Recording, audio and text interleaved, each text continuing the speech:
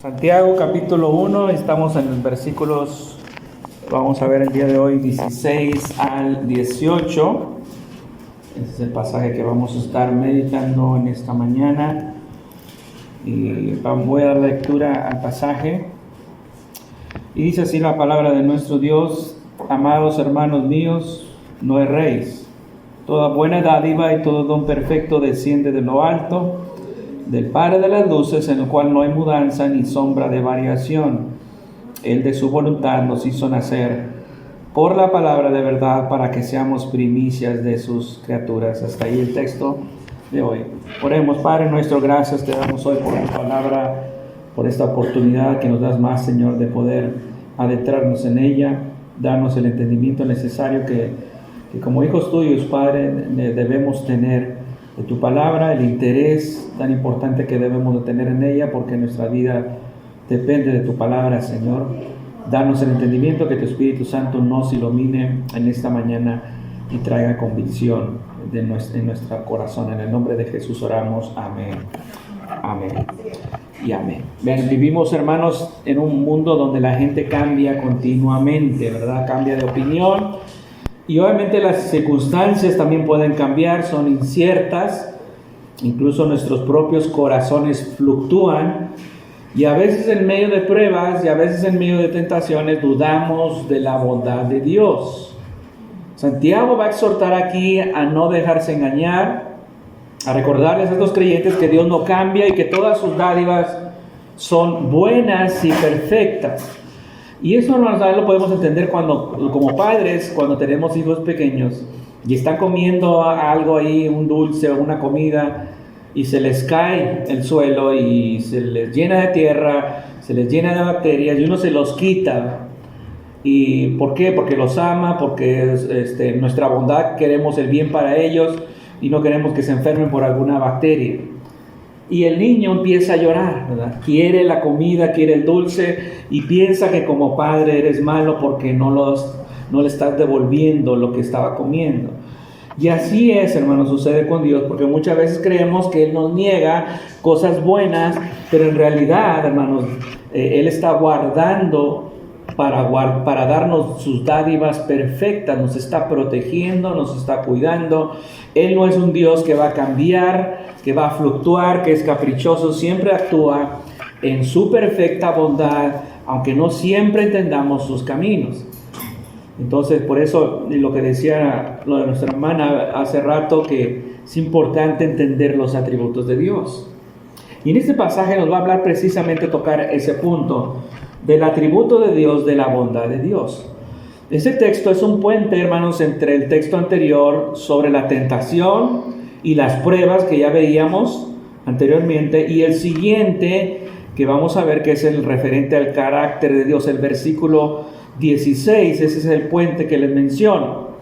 Entonces, los destinatarios de esta carta de Santiago estaban pasando pruebas diversas, lo sabemos, necesitaban sabiduría para poder comprender las pruebas, para poder saber cómo actuar y responder a las pruebas de una manera adecuada. Y de hecho, tanto los malentendidos como el mal manejo de las pruebas eran problemas que estos creyentes estaban enfrentando. Necesitaban saber que Dios utiliza las pruebas para poner a prueba la autenticidad de nuestra fe y para nutrirla hasta llegar a la madurez. Y como no entendían eso, estaban fallando en estas pruebas de fe. Y sus pruebas se estaban convirtiendo en tentaciones para pecar. Y algunos incluso estaban acusando a Dios de una conspiración divina, por decir así, en la que Dios estaba utilizando sus pruebas para empujarlos al pecado. Entonces Dios no es bueno. Entonces Santiago 13 al 18 va a abordar este asunto de Dios, del 16 prácticamente, pero a partir del 13 empieza a hablar el asunto de las tentaciones, que Él no tienta a nadie porque Él es un ser perfecto, Él no tiene pecado y Él no tiene por qué tentar a nosotros. Las tentaciones o el pecado vienen y surgen de nosotros mismos, lo veíamos la vez pasada.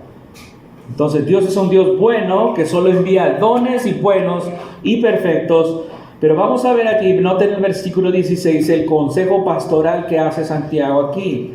Recuerden, él es un pastor dirigiéndose a estos creyentes y los quiere pastorear. Ellos están pasando situaciones difíciles y como pastor vemos que les da una palabra de aliento. Amados hermanos míos. Primeramente ahí se dirige como amados hermanos. Es un término cariñoso, tierno, que nos dice obviamente algo sobre los destinatarios de esta carta. Primeramente que eran hermanos, que eran cristianos, eran salvos, eran redimidos, eran nacidos de nuevo, eran miembros de la iglesia, de la familia de Dios. Y esto es importante señalarlo aquí, porque si no eres cristiano, si no eres nacido de nuevo, tu gran problema es la incredulidad.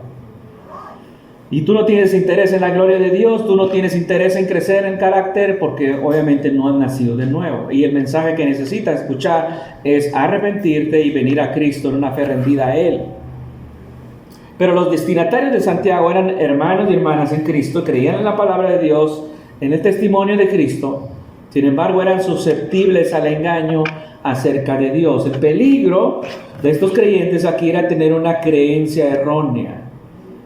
Entonces, por eso Santiago les da, primeramente prepara el terreno y les habla tiernamente, amados hermanos, ¿sí? Se pone a la par con ellos y luego les da la palabra de amonestación: no erréis. Es un verbo que les ordena no desviarse de la verdad. Santiago prohíbe algo aquí que estaba sucediendo. Sus lectores marchaban por el camino equivocado. Siempre que la Biblia dice no erréis o no os engañéis, como aquí también es la idea, debemos estar atentos y prestar atención. Esta es un área en la que el enemigo puede engañarnos fácilmente. La Biblia enseña que nosotros somos ovejas y las ovejas corren el riesgo de desviarse de su pastor. Santiago utiliza este mandato aquí para amonestar a estos lectores que tienen opiniones erróneas en cuanto a las pruebas, en cuanto al pecado, en cuanto a la tentación y, más importante aún, en cuanto al carácter, el propósito y los caminos de Dios. Y particularmente cuando estaban obviamente pasando por pruebas. Entonces Santiago les ordena detenerse y a regresar al camino correcto, y la idea es que ellos eran responsables de haber andado errados. Las personas son especialmente vulnerables a este engaño cuando atraviesan pruebas. Y eso es cierto en cuanto a las tentaciones.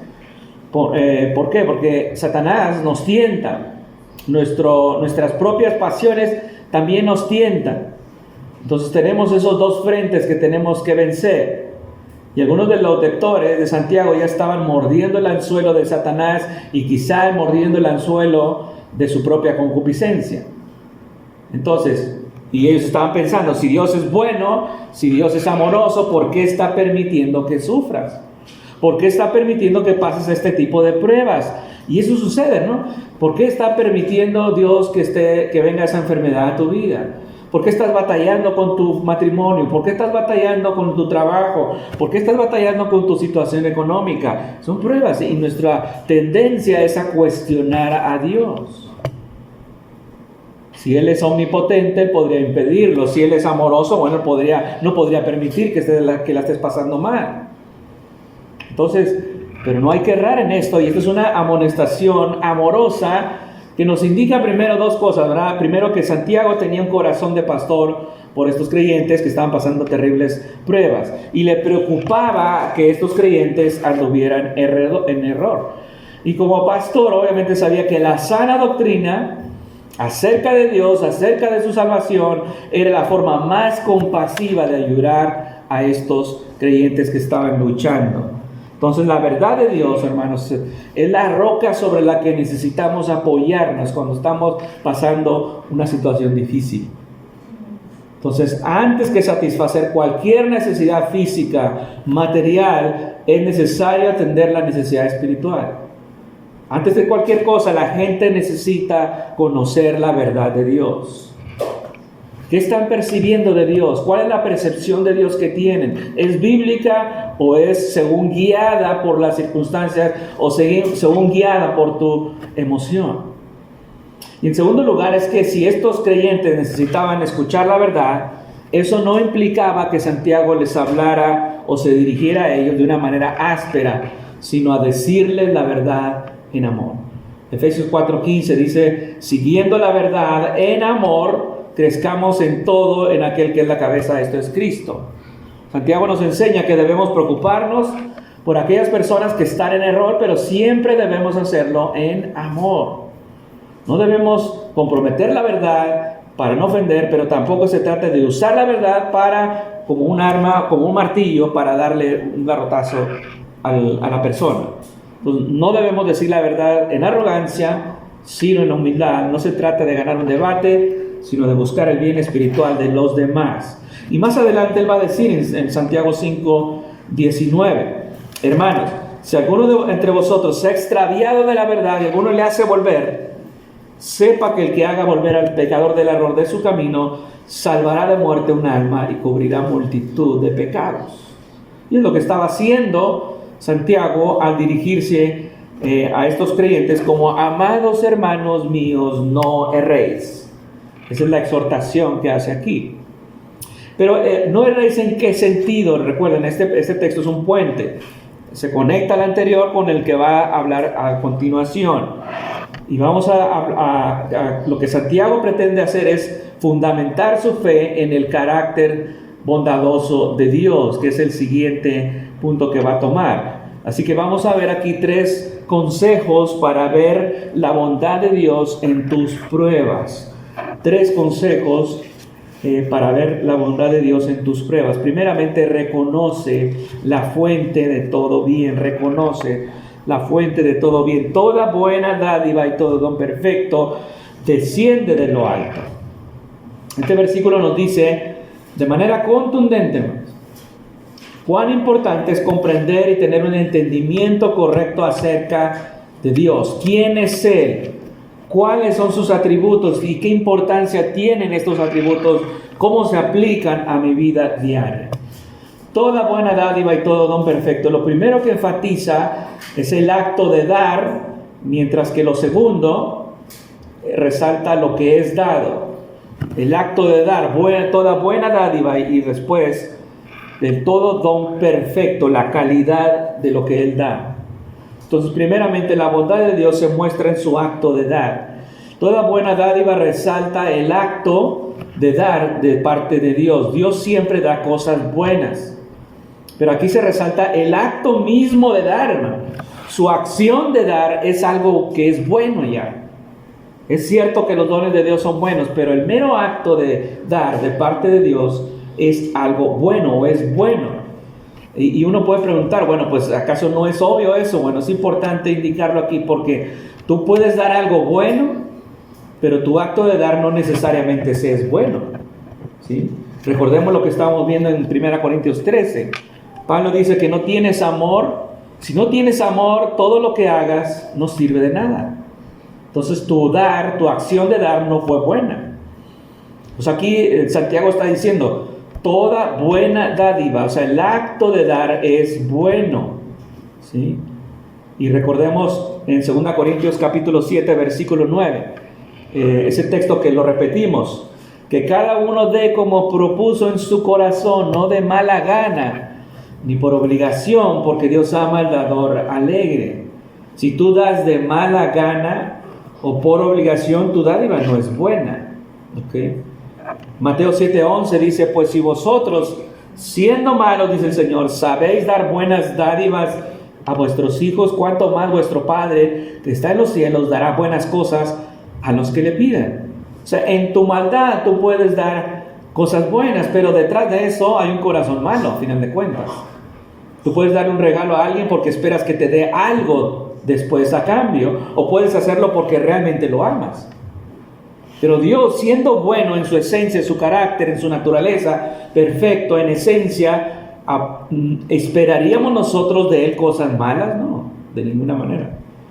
Nunca jamás nos dará algo que no sea bueno, porque su carácter es bueno y el acto mismo de dar es bueno. Entonces, por eso lo segundo que dice Santiago es que la bondad de Dios se muestra en la calidad de su dádiva. Todo don perfecto resalta la calidad de la dádiva. Todo lo que Dios da es perfecto. Eso nos habla de su carácter. Lo que Él nos da es conforme a su carácter. Perfecto ahí es una de las palabras favoritas de Santiago. Tiene el matiz, lo hemos visto, de madurez. La misma palabra que vemos en capítulo 1, ahí mismo, el versículo 4, cuando habla de que seamos perfectos, ¿sí? Y esa palabra perfecto significa perfección, no perfección sin pecado, sino madurez espiritual. Es la imagen de alguien que ha pasado de una etapa a otra, de la niñez a la edad adulta, madurez.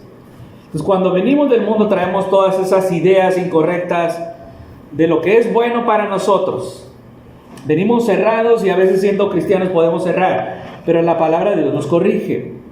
Por esto el versículo 17 se relaciona con los versículos 12 y 4, con la idea de que las pruebas son uno de los dones perfectos de Dios, ¿no? Porque cuando perseveramos en ellas, Él las utiliza para producir madurez espiritual en nosotros. Las pruebas de la vida están diseñadas para nutrir nuestra fe hasta la madurez, hasta que lleguemos a la madurez. Eso es un acto bondadoso de Dios, ¿no? Y muchas veces no lo vemos así. Y los destinatarios de esta carta pasaban estas pruebas. Algunos de estos acusaban a Dios de tentarlos a pecar. Tú me mandaste esto y ahora estoy tentado a pecar. Le estaban echando la culpa a Dios. Y Santiago los corrige. Y está afirmando, primero afirma la impecabilidad de Dios. Esa impecabilidad, esa perfección, esa santidad le imposibilita de que de Él proceda la tentación. Cuando Satanás tentó y engañó a Eva, lo hizo haciéndola dudar de la bondad de Dios. Recuerda, en Génesis 3:1 le dice, con que Dios os ha dicho no comáis de todo árbol del huerto. Y por supuesto Dios no había dicho eso. Pero él persistió con su mentira. Y el versículo 4 le dice, entonces la serpiente dijo a la mujer, no moriréis, sino que sabe Dios que el día que comáis de él, serán abiertos vuestros ojos y seréis como Dios sabiendo el bien y el mal. Y la implicación ahí es que Dios estaba negándoles algo bueno. Y por lo tanto Dios mismo no era bueno. Y ella cayó en esa trampa y ya conocemos las consecuencias, que hasta la fecha lo venimos padeciendo. Cada vez que nos vemos al espejo, hermano, vemos ahí la consecuencia del pecado. Vemos que estamos envejeciendo, lo cual nos dice que estamos muriendo a causa del pecado. Entonces, negar la bondad de Dios es una de las estrategias de Satanás, de la cual debemos estar alertas. Pero la verdad, ¿cuál es? Noten cómo esa palabra que dice Santiago ahí, toda buena dádiva. Todo, esa palabra todo abarca todo, hermanos. Eso es lo que significa. No hay necesidad de análisis del griego ni nada. Todo, no, nada. Nada que no sea bueno y perfecto proviene de Dios. Todo lo que Él proviene es bueno y perfecto. ¿Y de dónde provienen las cosas buenas y perfectas? No provienen de abajo, no provienen de adentro ni de alrededor, provienen de lo alto, dice Santiago aquí, es decir, provienen de aquel que está arriba, de Dios. Dios es la fuente de todo lo bueno. En este mundo no vamos a hallar eso. Y todo lo bueno que viene de arriba, hermanos, incluyendo las pruebas, debemos verlas así. Y las pruebas ciertamente a veces no son agradables, no son algo placentero, pero lo que está detrás de eso, hermanos, es la mano bondadosa de Dios.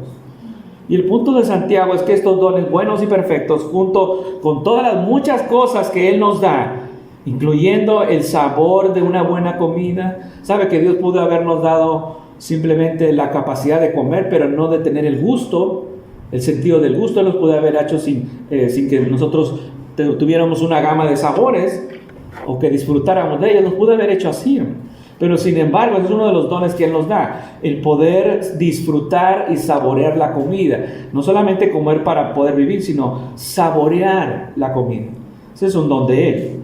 El amor entre nuestras familias, la belleza de la creación, todas esas cosas son buenas de parte de Dios. Y vienen obviamente de un Dios cuya naturaleza misma es buena. Y el salmista dice en Salmo 119, versículo 67. Salmo 119, versículo 67 dice, antes que fuera yo humillado, descarriado andaba, mas ahora guardo tu palabra. Bueno eres tú, dice él, y bienhechor, enséñame tus estatutos. Él reconoció que él era bueno y fue humillado, fue llevado a través de pruebas porque andaba descarriado. Él reconoció.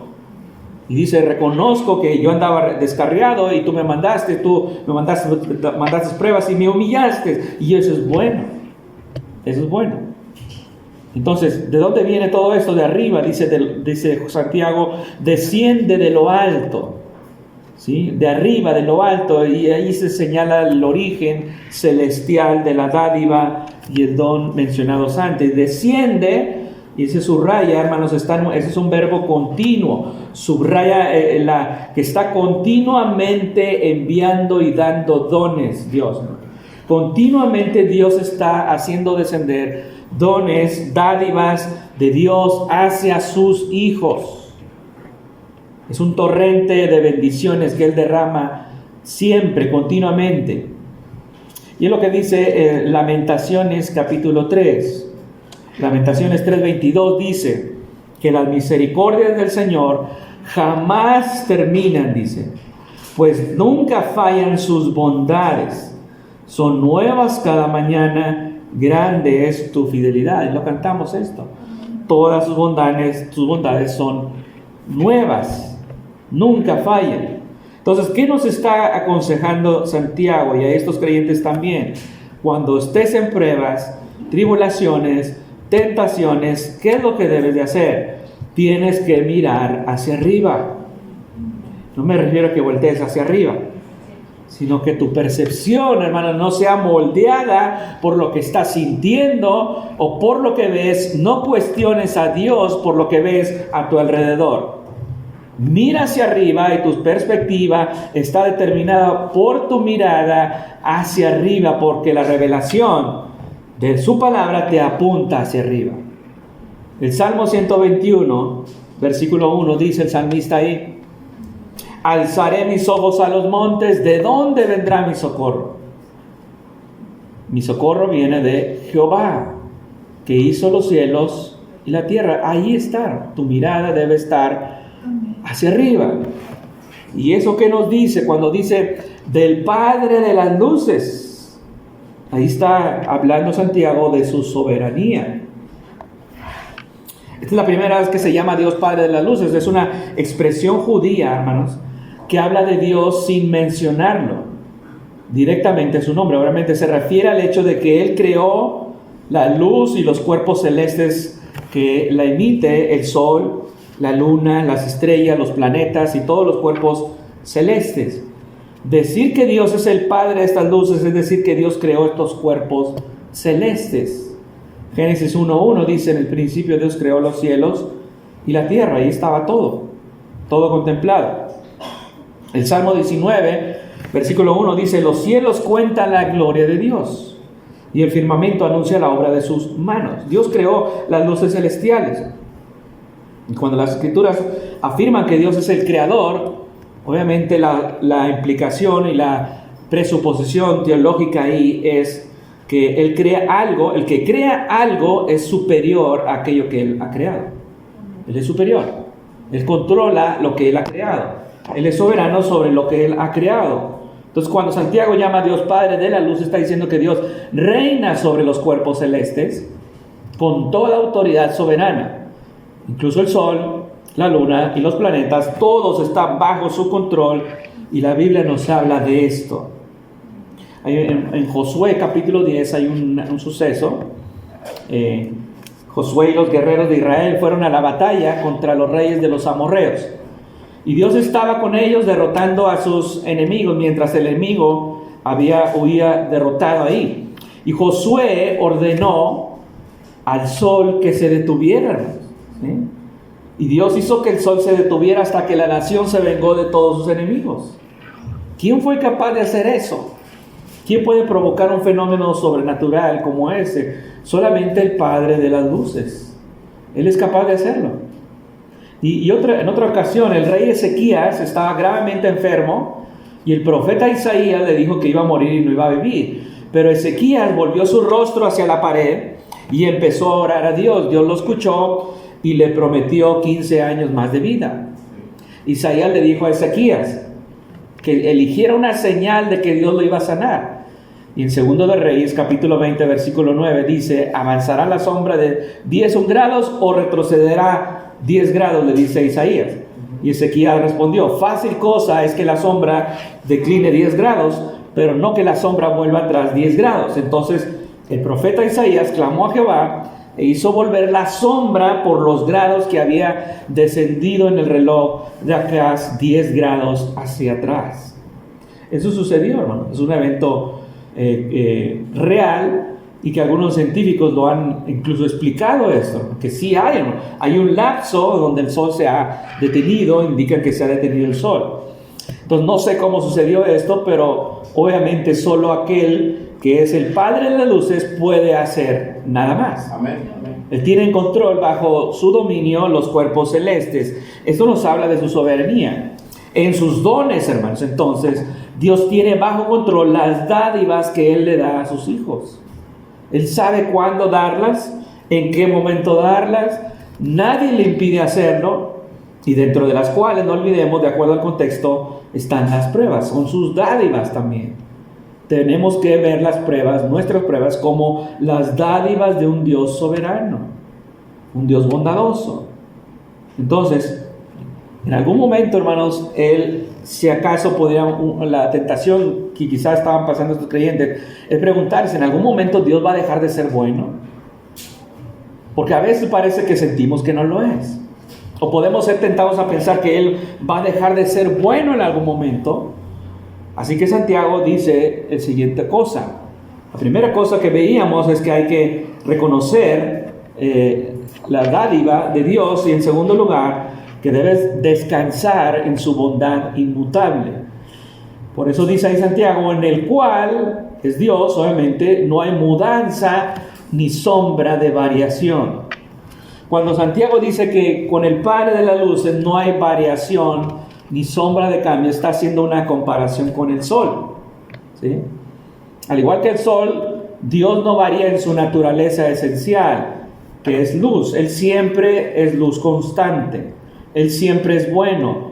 Pero en la tierra no siempre experimentamos la luz constante del sol, por ejemplo.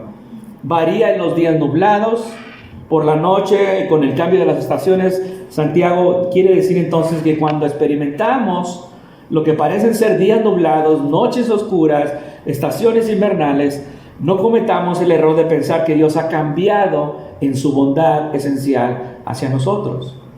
Su naturaleza, su propósito hacia sus hijos son constantes, son inmutables, y por lo tanto podemos confiar en aquel que es el Dios bondadoso, inmutable, que en todo momento y en cualquier circunstancia difícil podamos nosotros experimentar. Malaquías 3:6 dice: porque yo, Jehová, no cambio. Por esto, hijos de Jacob, no habéis sido consumidos. Él sigue siendo el mismo. Y la razón por la que no hemos sido completamente aniquilados, hermanos, es porque Dios es bueno, es un Dios bondadoso, que no cambia cuando nosotros muchas veces cambiamos. Hebreos 13:8 dice: Jesucristo es el mismo ayer, hoy y por los siglos. Ahí está recalcando la naturaleza inmutable del Señor Jesucristo. Eso significa que Él era santo hace miles de años y sigue siendo santo hoy. No hay variación en Él. Él era misericordioso hace miles de años y lo sigue siendo hoy. No hay variación. Él ha sido siempre justo, al mismo tiempo misericordioso. Dios es perpetuamente, constantemente, continuamente y consistentemente bueno. Nunca está de mal humor. Hoy no lo voy a hacer. Él no se irrita así como nosotros. Que hoy ya lo voy a hacer. Ya no voy a ser bueno con ellos. Se acabó la bondad. No, hermano, nunca cambia para peor, nunca cambia para mejor, porque ya es perfectamente, definitivamente y maravillosamente bueno. Bueno en todos los sentidos, hermano. Y no se puede ser mejor de lo que es bueno Dios. Todas las cosas cambian, pero Dios permanece igual. Él no puede cambiar de decía para mejor porque ya es perfecto. Y no puede cambiar para peor porque sería menos que Dios. Si pudiera cambiar para mejorar, entonces quiere decir que hoy no es tan bueno como debería ser. ¿Sí? Él es perfectamente bueno. No tenemos que preocuparnos de que su carácter cambie por alguna circunstancia, por algo que tú hiciste o por algo que no hiciste. Él sigue siendo bueno contigo. Él permanece igual en todo momento. Hay momentos en los que lo sentimos distante, ¿no es así? Sentimos como que Dios está lejos. Pero eso se debe a que nosotros hemos cambiado y no Él, ¿sí? Dios no cambia ni se transforma, ha sido, es y será siempre el mismo. Entonces, en esencia, Santiago les está diciendo a estos cristianos que sufrían: Dios no ha cambiado, pongan atención, no erren en esto, Él sigue siendo bueno. La vida puede ser difícil, las circunstancias pueden ser muy complicadas, pero Dios sigue siendo bueno. Solo han cambiado tus circunstancias a tu alrededor y eso está afectando tu visión de Él. Confía en lo que Él dice en la Escritura acerca de Él, porque Él es inmutable. Y esto tiene aplicaciones para nosotros. Lo que hace unos momentos comentábamos, tenemos que entender y comprender los atributos revelados de Dios en su palabra. Es esencial para nuestro bienestar espiritual. Hay muchos creyentes en las iglesias desnutridos que no entienden cómo es Dios. Han pasado años en la iglesia y aún no conocen a Dios. Si queremos protegernos del engaño acerca de Dios, debemos conocer su carácter. ¿Quién es Él? No como tú lo concibes, no como tú desearías que fuera, sino como Él se ha revelado en la Biblia. Muchos tienen su idea de Dios, ¿verdad? Mi Dios no es un Dios de juicio. Mi Dios no va a enviar a nadie al infierno. Dios es amor. Bueno, esa es tu comprensión de Dios, pero no es el Dios de la Biblia. Es un producto de tu imaginación. En segundo lugar, tienes que luchar con pasajes, hermano, tan difíciles como Romanos 9, donde Pablo dice que de manera que de quien quiere tiene misericordia y al que quiere endurecer, endurece. Muchos no quieren concebir a Dios como alguien que tiene en su mano el derecho soberano de salvar a quien Él elige, ¿sí?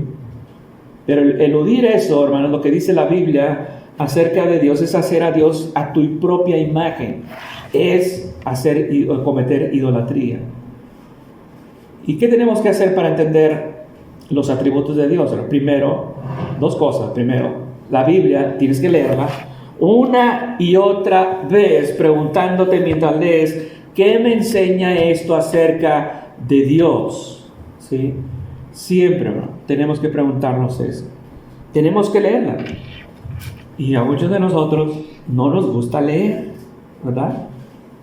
Ayer escuchaba a los hermanos del seminario que estaban ahí en una ceremonia de graduación y decían los hermanos lo que siempre nos han dicho: o sea, si no quieres leer y no tienes la disposición de leer, te equivocaste de religión, ¿sí? Aquí no hay lugar para eso. Dios nos ha dado un libro y que tienes que leer, hermano. No hay otra manera más que leerlo. Tienes que hacer a un lado todos esos prejuicios que tienes de que no puedes leer, de que no tienes tiempo para leer, y tienes que sentarte a leer. No hay de otra. En segundo lugar, lee buenos libros. Tienes que aprender no solamente a leer la Biblia, sino a conocer también lo que han dicho otros a través de su estudio, de años de estudiar la Biblia, y que te van a ayudar a avanzar en tu conocimiento. El libro que están llevando las hermanas de R.W. Pink es un libro profundo y es un libro pequeño, hermano. A pesar de eso, es un libro muy pequeño. Es un libro que hace años me cayó a mí, ¿verdad? Y hace como por allá en el año 2000, por ahí lo empecé a leer ese librito, un libro pequeño. Y lo devoré, ¿verdad? Porque realmente era profundo. Pero hay otros todavía aún más, ¿verdad? Hay otros libros como el de J.I. Packer, que es un libro muy popular y muy conocido. Es muy bueno y muy profundo. Entonces tenemos que empezar a nutrirnos, a leer primeramente. Ese es uno de los pasos. Y en segundo lugar, tenemos que interpretar todo lo que estamos viviendo, todas las circunstancias, a la luz de los atributos de Dios, porque eso es esencial para tu bienestar espiritual. Tienes que conocer a Dios, pero cuando llegan las pruebas, tienes que procesar y aplicar lo que sabes a la luz de tu situación difícil que estás pasando. Puede ser una prueba donde pierdas tu trabajo, donde falte dinero, donde pierdas a un familiar, a tu hijo, a tu cónyuge, etc. Nunca estamos exentos de eso, ¿no? El día de mañana puede pasar algo nos puede cambiar la vida el día de mañana. Y tenemos que estar preparados para eso. Entonces es importante, hermanos, estar nutriéndonos con eso. Por eso también están los ministerios, que hay que atenderlos, tener conversaciones entre nosotros, conversaciones profundas, hacer a un lado las conversaciones del clima y del fútbol y todo eso. y empezar a hablar cosas profundas. Empezar a hablar sobre nuestras luchas, cómo estamos afrontando nuestras luchas, cómo estamos aplicando la palabra, lo que estamos viviendo, lo que estamos aprendiendo. Y es fácil, hermano, y dejarnos llevar en medio de las pruebas por nuestros sentimientos. Tus sentimientos están por todos lados, van a surgir, hermano, pero tu fe debe descansar por lo que tú sabes de Dios, lo que has aprendido de Él en su palabra. Y si Dios parece estar lejos, adivina quién se ha movido. Él no, Él sigue siendo estable. Tú eres el que te has movido. Hermanos, Dios es bueno en todo momento. Después aquí Santiago, de decirnos que no debemos desviarnos o errar en cuanto al origen del pecado, del mal, y luego describir a Dios como el dador inmutable de todo lo bueno. Santiago nos lleva a la cumbre de todas sus dádivas, al don perfecto por excelencia que es nuestra salvación. Entonces dice Santiago: regocíjate en la dádiva suprema, que es el nuevo nacimiento. Versículo 18: Él de su voluntad nos hizo nacer por la palabra de verdad, para que seamos primicias de sus criaturas. Él nos hizo nacer, y eso afirma la doctrina de la regeneración. La regeneración es el acto soberano y misericordioso por el cual Dios da nueva vida a aquellos que están muertos en sus pecados y delitos. Juan 3:6, lo vemos ahí que el Señor le dice a Nicodemo: lo que es nacido de la carne, carne es, y lo que es nacido del Espíritu, Espíritu es. No te maravilles de que te dije, os es necesario nacer de nuevo. ¿Sí? Dice ahí. Eso es lo que Dios ha hecho por nosotros en Cristo. Nos ha engendrado. Si has nacido de nuevo, has recibido el don más grande que puedas haber recibido, la salvación. Santiago afirma la soberanía de Dios en la salvación aquí como una verdad importante, fundamental, que nos va a ayudar a superar y vencer las pruebas. Como Pablo dijo en Filipenses 1:6, estoy seguro de esto: el que comenzó en vosotros la obra que ha comenzado la perfeccionará hasta el día de Jesucristo. Y Santiago señala aquí algunas cosas en el versículo 18. La salvación comienza con la decisión de Dios y no de nosotros. Él dice de su propia voluntad, de la voluntad de Dios. Significa, hermanos, que Dios nos salva por un acto deliberado e influido por su gracia soberana. Muchos creyentes van a reescribir este versículo y van a decir: en el ejercicio de mi libre albedrío vine a Cristo.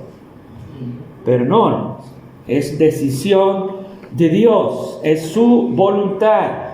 Y muchos dicen: Dios ha hecho todo lo que puede hacer para salvarnos. Tú tienes que ir, ¿verdad?, a caminar a la mitad, ¿verdad?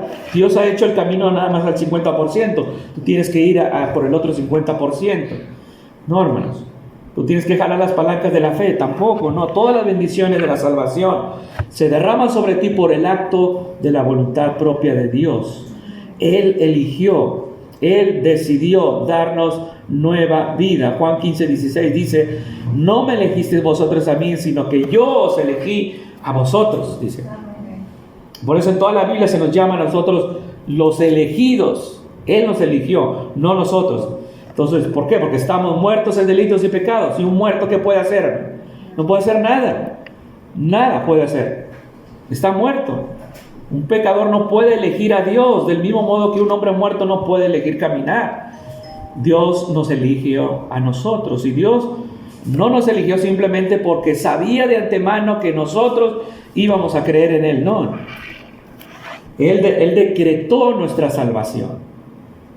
Mateo 11:27 dice: todas las cosas, dice el Señor aquí, me fueron entregadas por mi Padre, y nadie conoce al Hijo sino el Padre, ni al Padre conoce alguno sino el Hijo, y a aquel a quien el Hijo lo quiera revelar. Es su voluntad, ¿sí? La voluntad del Hijo, revelarse a aquellos pecadores.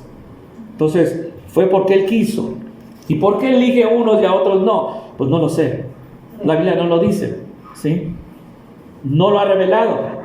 Pero lo que sí ha revelado es Juan 1:12, versículo 13. Mas a todos los que le recibieron, a los que creen en su nombre, les dio potestad de ser hechos hijos de Dios, los cuales, dice, no son engendrados, dice ahí, de sangre, es decir, no por herencia familiar, No porque tus papás son cristianos, tú también lo eres. Puedes ser el nieto de MacArthur y aún así no significa que seas salvo.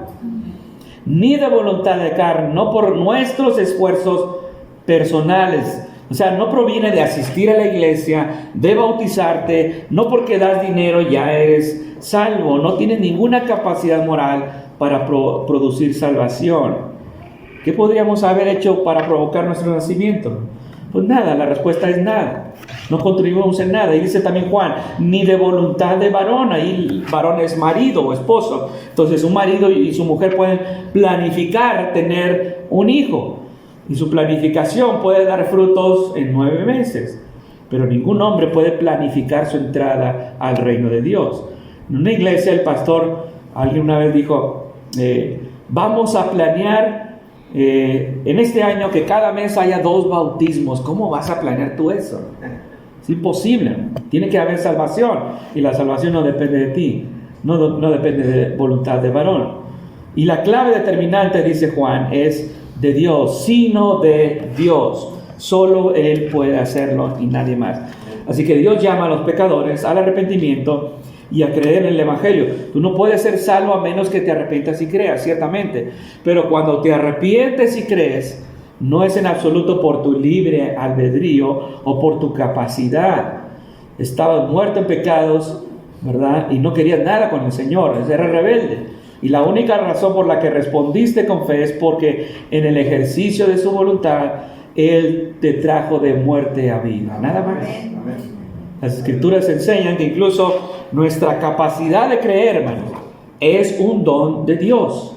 Filipenses 1:29 dice, porque a vosotros se os ha concedido no solo creer en Cristo, sino padecer también por Él.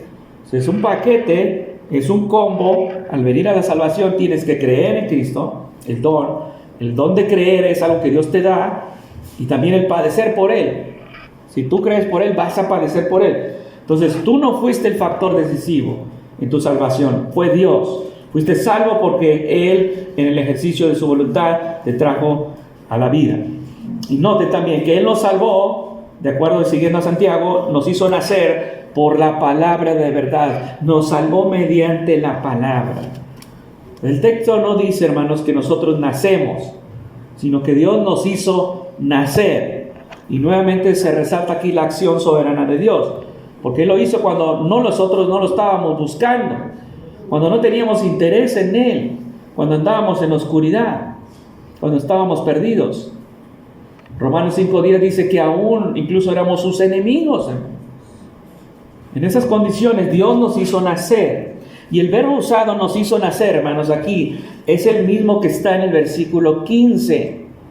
¿Sí? Después que ha concebido, y ahí se refiere al pecado. El pecado siendo consumado da a luz la muerte.